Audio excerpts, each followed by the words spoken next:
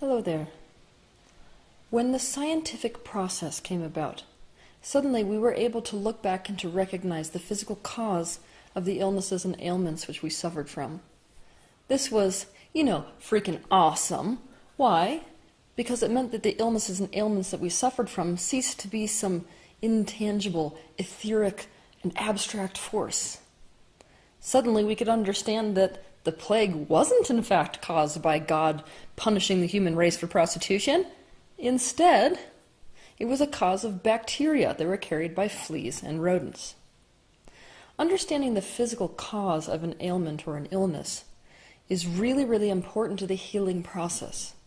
But when we started to think that the physical cause was in fact the root cause of the illnesses and ailments which we experienced, we lost something very valuable. We lost the understanding that the story about the root cause of an illness or ailment started far before the physical cause, which we are looking at. Saying that an ailment began with the physical cause of that ailment is the same as saying that the song you're listening to came from the radio that is sitting on your nightstand, when we all know that the actual story about the root origin of that song started way, way, way before it reached your nightstand radio. Knowing that, I'm going to lead off this episode with a statement, and here it is. Ailments begin mentally and emotionally. They then become physical. The physical cause of the illness that you see before you is just that. It is a manifestation of a deeper mental and emotional root cause. It's hard for us to see the power that the mind or our emotions have over our body. Why? Because we can't see the mind. Once we adopted a Newtonian model of physics, we suddenly really cared what we saw. So obviously if you can't see the mind, and if you can't see emotions, they're abstract to you. But play a game for me. Close your eyes for a minute, and I want you to imagine biting into a lemon. Make it as real as possible. See if you felt that reaction back here in your jaw, the reflex to tasting something sour. There are no lemons in your vicinity, so why did that just happen? It happened because your mind doesn't know the difference between something you imagine and something that happens in its external reality. Everything that it perceives is real. The body is reflecting what is happening in the mind and the emotions exactly. We are not conscious of the reaction in our body to our thoughts and subsequent emotions. Are you aware when you're stressed at work that your stomach is tight and your body has shut down blood flow to your extremities, and your body's flooded with cortisol and your heart is working double time to cope, and your liver is breaking down glycogen like crazy? No. Chances are that you're simply focused on whatever's stressing you out. So if you develop something like heart disease, you're going to be baffled as to why. You do not recognize the cause of the effect. This is even truer when the mental and emotional causes of our ailments find their roots deep in our childhood. This is the case with cancer. Cancer is the byproduct of deep grief that we experience in our childhood that goes unresolved. But this is the last thing we think of when we come down with cancer. When we get cancer, the first thing we do is rush straight in for chemotherapy treatment. Ultimately, the root cause of our physical ailments is trauma. But when we're thinking about trauma, we have to expand our understanding of trauma. Trauma is simply a distressing or unpleasant experience. Looking through this lens, it's easy to see that being taught a painful belief is trauma. Being weaned from the breast is trauma. When we're looking at things like rape and war, that's just the very extreme end of trauma. But anything that is a trauma that is unresolved can become a physical malady. A trauma that is unresolved puts us in a state of resistance because we have not moved through it. And don't kid yourself. Surviving trauma is very different than moving through trauma and finding completion. When we experience trauma, we have to find a way to weave it into who we are meant to become. We have to find a way that that trauma serves us instead of serves as a detriment. And most of us don't do this. Instead of moving through and completing our trauma, most of us simply survive it. We stay strong and muscle our way through it. We dissociate from it. What happens then? It stays a wound that doesn't heal. An emotional and mental trauma actually affects the blueprint of our being. That blueprint of our being then informs the body what to do and what to become. So what about ailments, illnesses, or injuries where you can actually see a physical cause? Things like environmental hazards, or accidents, or injury, or genetic defects. That's where you think you have me, right? Think again. We live in a universe that operates according to the law of attraction. This means you can only line up with those types of physical causes if you were already a vibrational match to them in some way. For example, unresolved grief makes us a vibrational match to tragedy, so it is not unheard of for an entire demographic of people suffering from similar unresolved grief to be a match to a collective tragedy that triggers cancer, such as a nuclear disaster.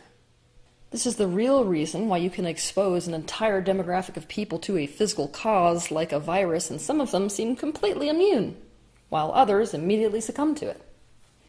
The same is true for accidents. The two most common vibrations that I see present within people that make them a match to accidents are a feeling of complete powerlessness, victimhood, and also a feeling of self-punishment. If you're in a space of self-punishment, you feel guilt for something. Accidents are a way to resolve that guilt. Accidents allow us to let ourselves off the hook for it. To even line up with an accident, there has to be a mental and emotional issue in place. And I will also tell you that where your body is injured in an accident is also no mistake. There already has to be a weakness present in that very area for the injury to be caused to that area. Thoughts and emotions even affect our gene expression. Epigeneticists have already figured this out. Essentially, when you adopt a girl into a family that is predisposed for breast cancer, she is every bit as much at risk for developing breast cancer as someone who's actually genetically related to the family. Why is that? By being adopted into the family, you're being adopted into the mental and emotional patterns within that family. And so it's just as likely that you will develop that disorder as someone who's genetically related. How do we explain that if genes are just being dealt what you're dealt? We have to start thinking about genes like playing cards. Just because you're dealt certain genes doesn't mean they will automatically be played. Now, when most of us become aware of the fact that there are emotional and mental root causes to the physical ailments which we're experiencing, we have a very hard time swallowing that pill. Why? Because it means we had something to do with the ailment. We had something to do with the accident. Now, immediately people go from there straight into self-blame, or into a space where they're thinking that metaphysicians, like myself, are blaming and shaming someone for lining up with their ailment or accident. This could not be farther from the truth. Here's the reality. If you were consciously aware that you had anything to do with your ailment or accident, obviously you would have changed it.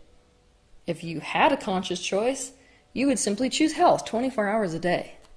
But there are conscious and subconscious processes happening within a physical human being, and you are no exception.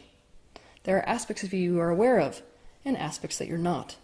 And it's those aspects you're unaware of that are leading up to and becoming a match to these illnesses and ailments.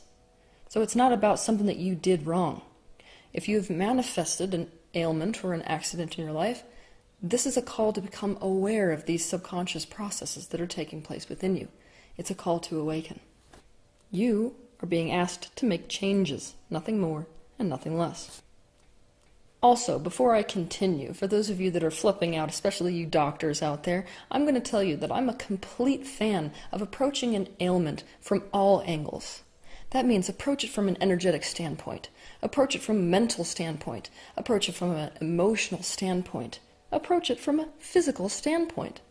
All of the above creates a clear picture of not only the ailment, but also the way to heal it. But I will tell you that if you're going to address ailments purely on a physical level, you are addressing only the tip of the iceberg, because your physical existence quite literally is just the tip of the iceberg.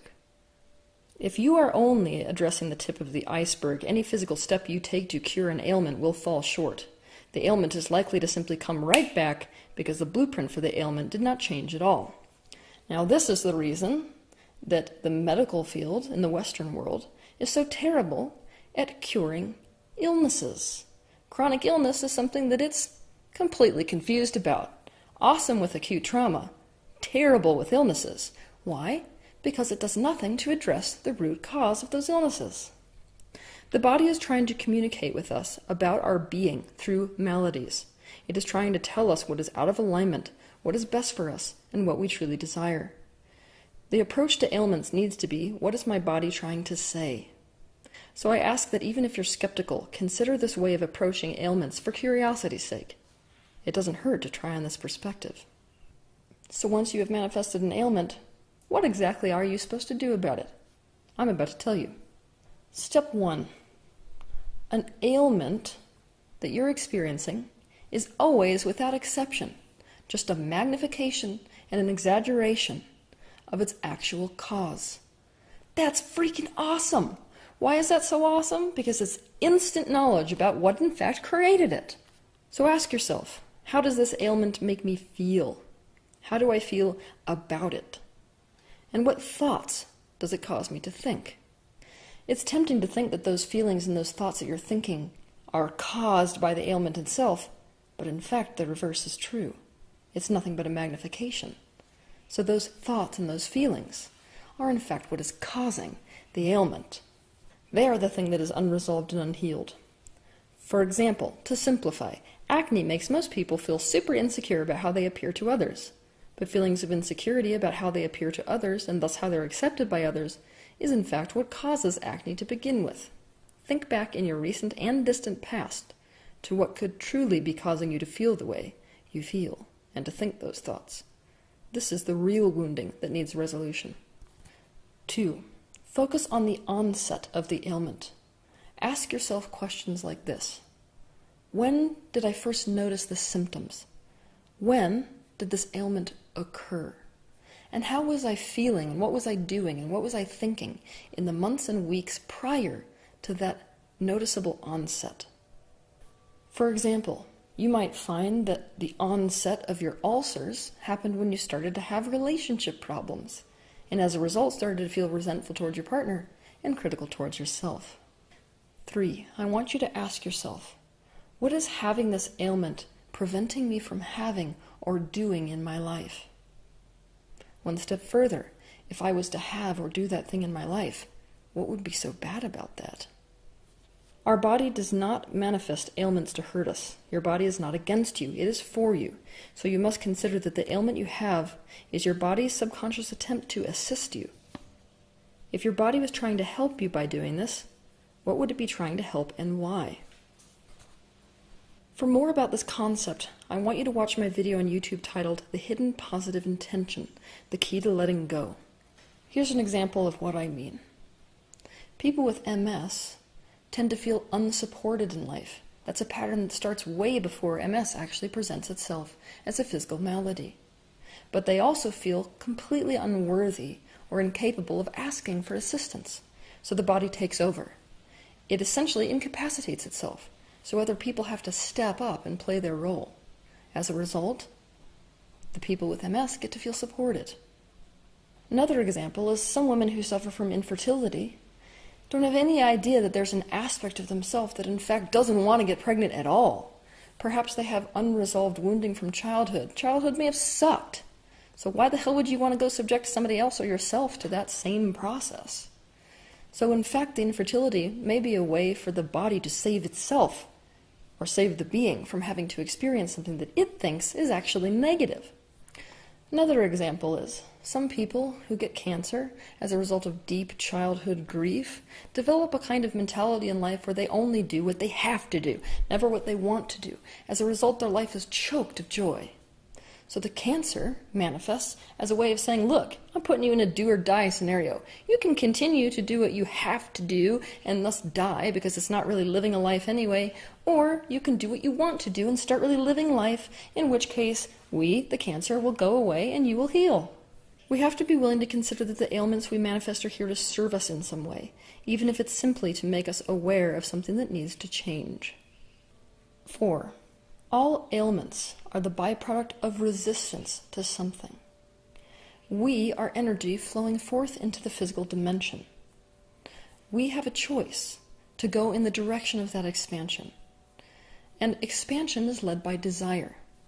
Once we desire something, we have a choice to line up with it, which is to allow, or else to resist it, which is to close ourselves down to that flow of energy. When we think thoughts and take actions that allow us to move towards what we want, we are in a space of allowing. When we think thoughts and take actions that disallow us from moving towards what we want, we are resisting. For example, wanting money and thinking money doesn't grow on trees is resisting. It diminishes the flow of energy through our body. It makes us a match to scarcity instead of abundance. And so we have to ask ourselves, what is this ailment showing me that I am resisting? For example, joints are about flexibility, so you can ask yourself if you have a joint problem. How am I resisting flexibility? How am I being inflexible? Resistance takes place on a mental, emotional, and physical level. So our aim should be to find the mental block, the emotional block, and the physical block that is preventing the expansion, i.e. healing, of any ailment we are experiencing. Step 5. The oldest trick in the metaphysical book is to look at the ailments we're experiencing quite literally. This means do all kinds of research about the ailment itself. What do doctors have to say about it? And once you have figured out about the ailment itself, ask yourself literally, how is that happening in my body? Here's an example. A cramp is a contraction, a stopping of the process of something. So consider how you are doing that in your life. How am I contracting in my life right now and why? And ask yourself how you were doing that prior to the manifestation of the ailment. Or another example is asthma. Asthma is, I can't breathe.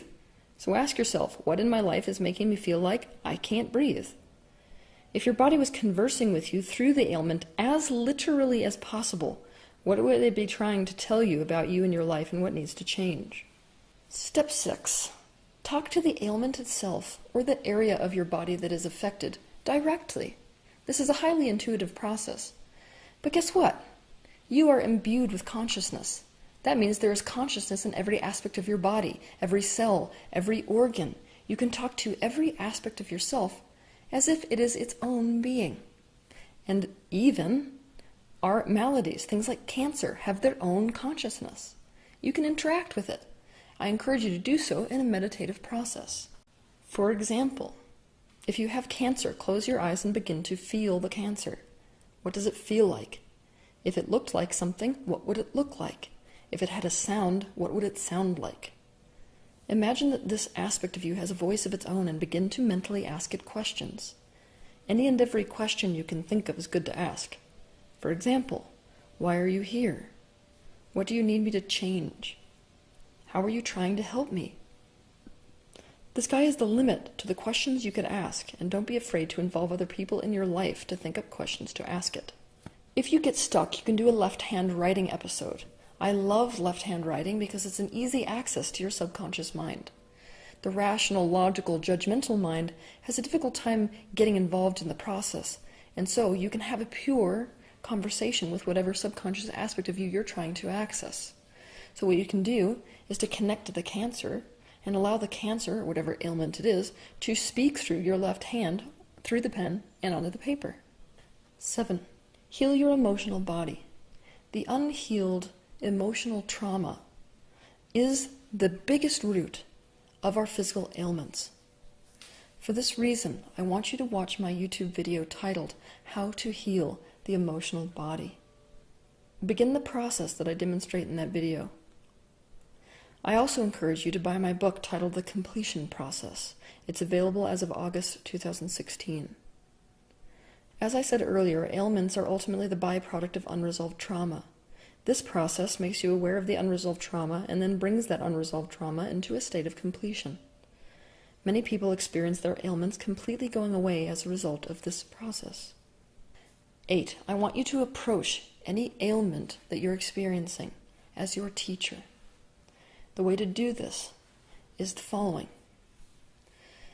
If I acknowledge this ailment, fill in the blanks what it is, as my teacher, what is it trying to teach me? No one will be able to tell you the root cause of your ailments and maladies better than yourself. All you have to do is to begin listening to your body and to be brutally honest with yourself. Once you do this, you will have the key to exactly what is going on within you. Soon you will be able to listen to yourself before your being has to go to the extreme of talking to you through the manifestation of a physical condition. Many experts have devoted their entire careers to decoding the root emotional and mental cause of specific ailments. And it must be said that there are definite tendencies that all of us who are experts in this field agree upon. For example, issues that involve the spine tend to have to do with issues of support. Issues that have to do with the skin tend to be issues involving personal boundaries. If you're curious about what experts agree upon as to the mental and emotional precursor for ailments, I encourage you to do your own research. It's pretty fun to do, in fact. However, not every expert is created equal. So I'm going to personally recommend someone to you today. I'm going to personally recommend Evette Rose, who is the author of Metaphysical Anatomy. As a medical intuitive, I must say that her comprehension of the root cause of ailments has impressed me immensely. Perhaps in the future, I myself will teach more in depth, about the root emotional and mental causes of specific ailments. But setting that aside, I must say that I far prefer the idea of putting you in touch with your own body, so you can be the one to access the wisdom of your own body to know why specific ailments or maladies have shown up in your life. That's a far more empowering thing than leaving it up to other people to tell you what the root cause of your ailment is. So I encourage you to use the previous steps that I've outlined in this video to discover the root emotional and mental causes, the actual causes, of your physical maladies that you're experiencing or someone in your life is experiencing. Because once you have found those roots, you now have the absolute key to your long-term healing. Have a good week.